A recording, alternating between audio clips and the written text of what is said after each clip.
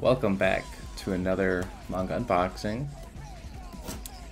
We are, each video is closer to the end of the last, so that's the theory behind what we're doing here today. I think I'm improving in my box opening skills here. I really feel that I'm getting quite stronger with it. I was opening December's haul and recording it, and I noticed it's a lot easier. Thank you guys for pushing me to develop these skills here. It's really helping me in life and reaching my goals in the future. Opening my boxes from Amazon and such. Alright. Come on now, what is... There we go. We're making some progress here.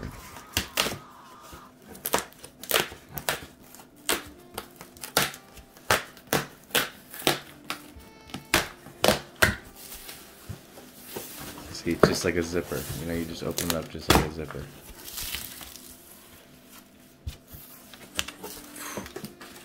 You gotta love to hear that crease.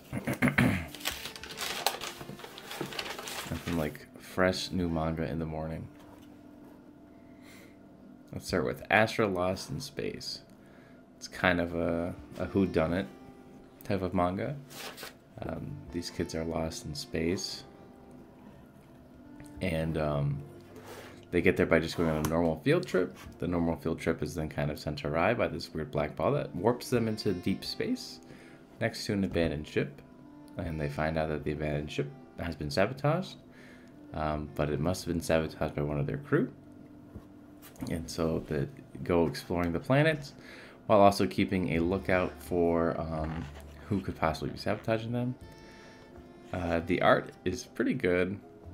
And I really like the explorative nature of the characters as they go through these planets. It's by the same author of Sket Dance, which is kind of neat too.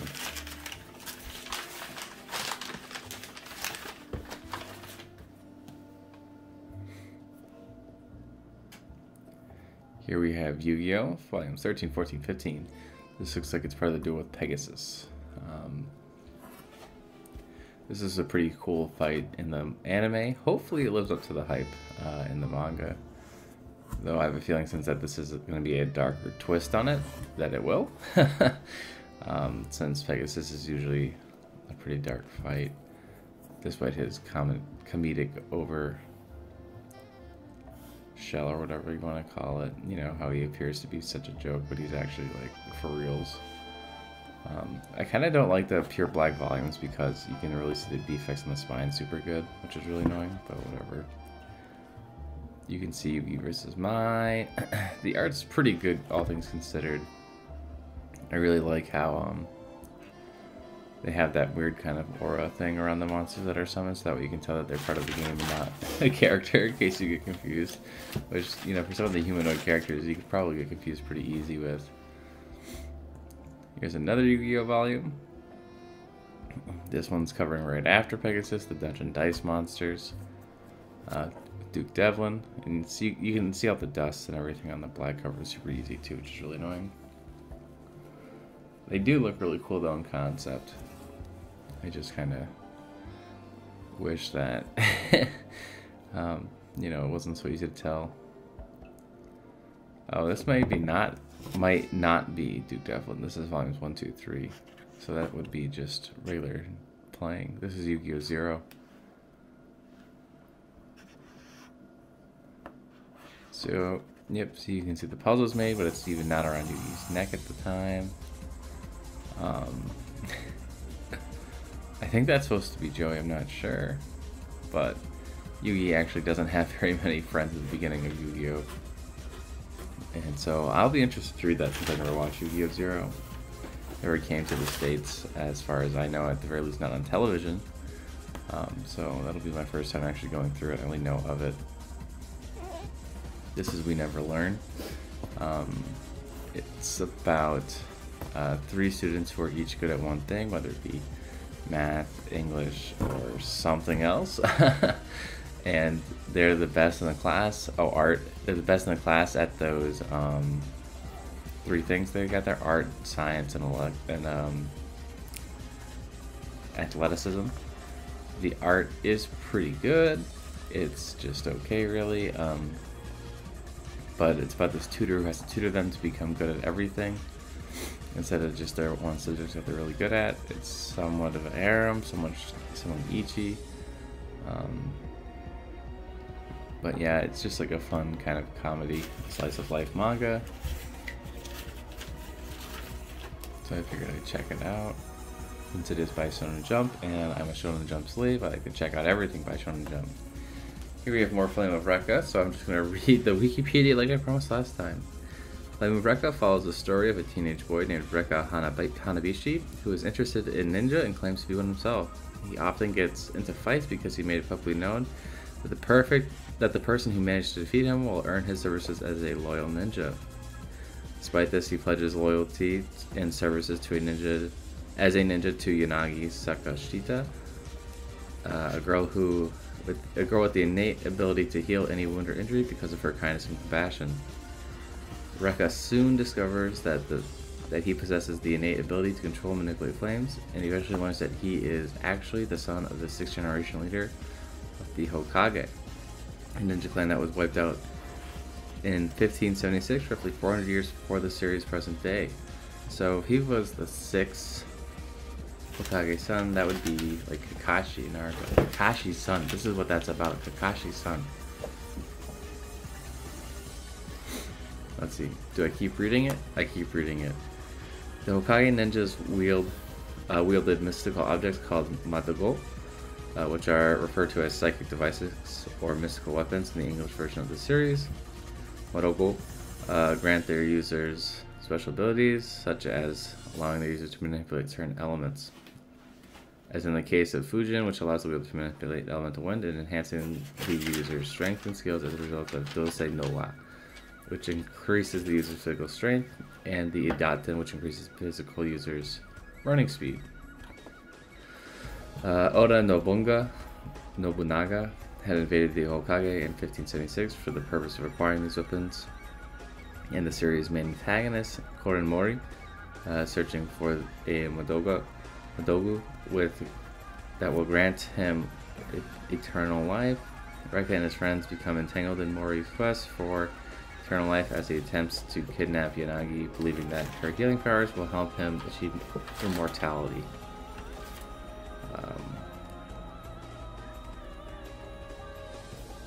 This leads them to join the Urabuto Satsujin, a tournament wherein the warriors that wield Madogo gather to battle each other.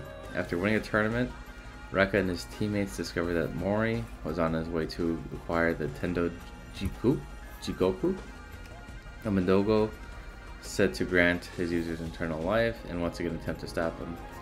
Tendo Jigoku translates to heaven and hell. Though it begins by following the same basic storyline, the Flame of Rekka anime series ends right after the Yorobuto Satsujin ends. Ooh. Oh, and now we're on to Yugioh again. You know, I got into a bit of a trance there reading the Wikipedia. I think actually 4, 5, 6 starts the main Yugioh series, as you can tell by Kaiba being there, the first actual duel of the anime. And the description mentions Kaiba straight away, so that probably would make sense.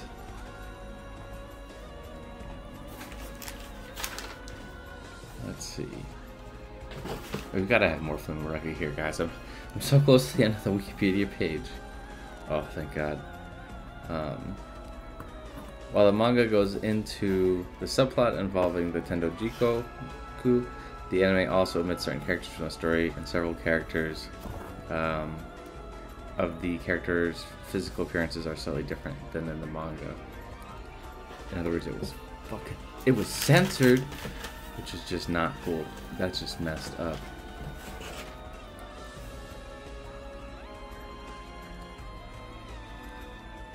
More Flame of Rekka. Oh my goodness. It's hard to believe that I actually don't even have a complete series. The series is... I have all of the, I have like the first and last volumes. However, there are like a few volumes that are no longer in print, or at the very least not available on Right Stuff. One of which is volume 29, which goes for like $800. So I will probably self-print it just because I want to kind of read the complete series. I really wouldn't let it deter you though that one volume is so expensive. The rest of them are pretty reasonable, or at the very least you can find them at a reasonable price. There are, I think, 2 volumes that go for about $50, but like that's not too bad. It's really just that one random volume 29 that is just insanity. So I would just, if you're interested in the series, pick up everything except that one and then self-print it, unless you can find it for a good deal. Sometimes people have full series on sale for steals. Just the other day I bought Rave Master, which was like around $200 to $300 for essentially a complete set, only missing like 3 or 4 volumes. So sometimes you get lucky. I've seen Saint Seiya on sale for like $400, which is pretty crazy considering I think volume 10 goes for like $1,000 on its own. So sometimes you can get through you can find a good enough deal. You know, because people have to they have to post things reasonably, otherwise no one buys them apparently. But even if it's like a library copy of volume 10, it goes for a huge amount of money, which is just crazy considering I don't really want a library. I don't want to pay that price for a library copy, that's for sure. I don't even want to pay that price for a new copy if I can help it. More Flame of Recca. Oh my goodness. I think we're nearing the end of my Flame of Recca haul though. It's as much as I kind of gripe about how many of them I have in this haul, it is a really good series, definitely worth checking out. If you like Yu Yu Hakusho, you'll probably like this. I wouldn't say it's as good as Yu Yu Hakusho, but it's definitely very interesting like Yu Yu Hakusho. And the art isn't really that bad. It's actually, again, very similar to Yu Yu Hakusho's art, the style and the quality of it. Though the storyline's more like Mare. Here we got World Trigger. This is volume 6. I've watched a lot of the anime from season 1. I didn't actually finish season 1 since it's like it's around 100 episodes actually. But I watched like 90 episodes of it. I stopped it once it got into some heavy fillers. It's pretty much what always stops me in anime is with that guy, he's got a nice cat on his head, is the fillers, because the fillers really take me out of it. The storyline is like typically normally decreased, so if I don't notice it's a filler, I'll keep watching it. But like with World Trigger, it was obvious because I went from like this awesome war to these like nonsense enemies, and I was like, okay, if you say so, they're gonna have trouble with these guys after they just beat like these crazy elite neighbors. I don't think so. But anyways, it's a very interesting series. So I'm really glad I'm checking it out. I'm glad that it came to America so I can start picking it up. Platinum End, again, my favorite cover of all time. I can't get over that. I can't state it enough how cool that is. It's by the 2 people who made Death Note. And the series is really kind of a thought-provoking one. And I feel like it's a good timing on the 2 authors' note, considering mental health is a issue that's being looked at a lot more closely and seriously than it has been in the past, especially when Death Note was coming out. To have people who are dissatisfied with the world and willing to commit suicide become candidates for gods probably can relate. People can relate to it on maybe less of a severe note, considering they were watching it and they haven't committed suicide. But still, you can see the main characters are very flawed and they have their own problems. The art looks great, though, as per usual by the duo. Here's Radiant. It's actually a manfra, which means a French manga by Tony Valentine. The guy who publishes it is in Canada, though he's originally from France. It's a really good read, actually. I like it a lot. It's just, it's so wordy.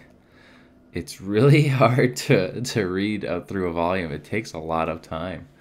It's really good though. It's so much words on a page. Like, you can see here that he writes in like size 5 font.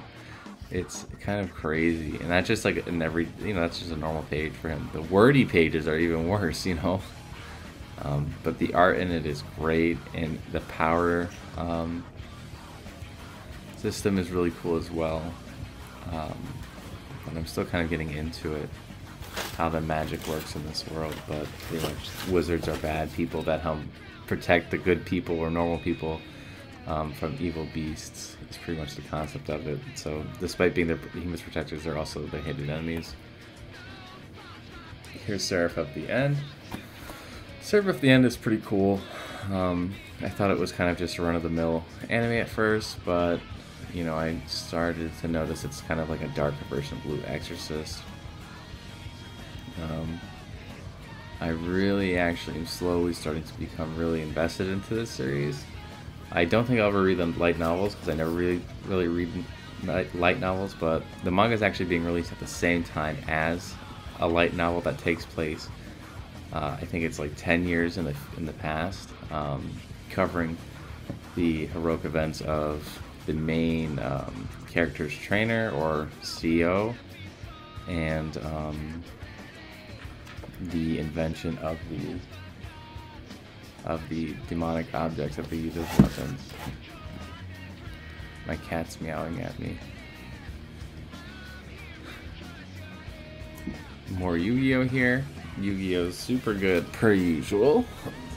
Black Magician Girl. A lot of anime fans waifu right there. I've got my cat at my lap now. 1920 and 21, which covers the event of the sorry, my cat's black. Of the Battle City tournament. You can see a sweet picture of Slifer the Sky Dragon there, which is really cool.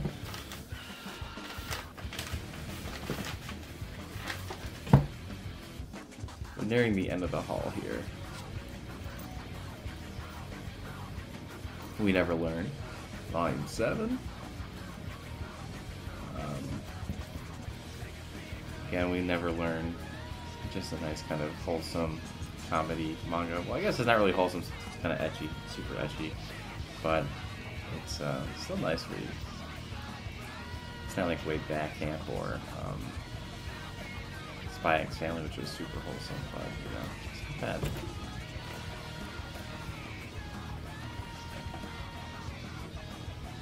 Let's see, now we have a nice little Magai or Maji. I don't know which is the correct way to say it.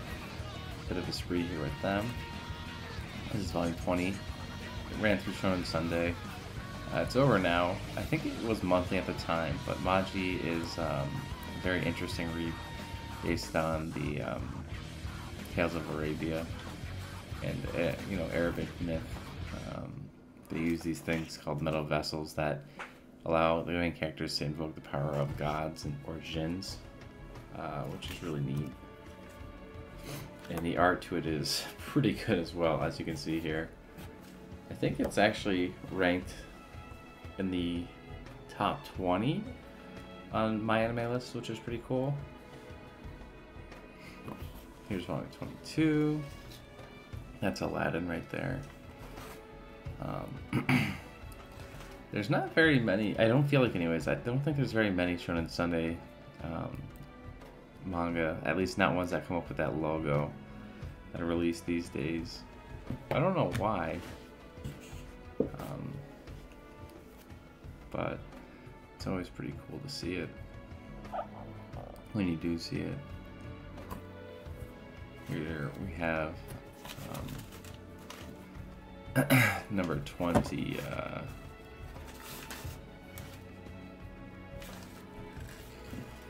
I don't know. 20, I don't know. 23. Whee! I dropped my cat. Getting to the end of the series. Maji is about 37 volumes, so this is around the halfway point. The main goal of Maji is to become King Solomon. And if you're a Maji, the main goal is to become King Solomon's advisor. Here's another volume of Astral Lost in Space. Astral Lost in Space is cool. It's only like 5 volumes long, though. My cat wants to be right next to the mic. He wants to speak. He wants to be heard. He wants to attack my monitor, I can tell. Yep, there he goes. I don't know why my cat thinks that attacking the monitor is fun, but he does. He loves it. He's a silly kitty cat. We Never Learn Again. And I'm pretty much caught up with We Never Learn in terms of haul, which is kind of neat, I guess, but it's kind of not super far yet. I think there's only 9 volumes. No, I'm actually not caught up at all. There's over 9 volumes, and I have up to 9. I think I got them in a bundle from Right Stuff. But the more I think about it, the less I think that's true. I think I bought them during the Viz Media sale, and they just kind of shipped with my bundles a little bit. But yeah, I really wish the back cover had a little bit more pizzazz to it. It's always the same back cover, which I guess is okay. It kind of tells you about about the story, but not my favorite thing. That's it. Thanks for watching, everyone. Please subscribe and like if you like the video. Thanks. Bye.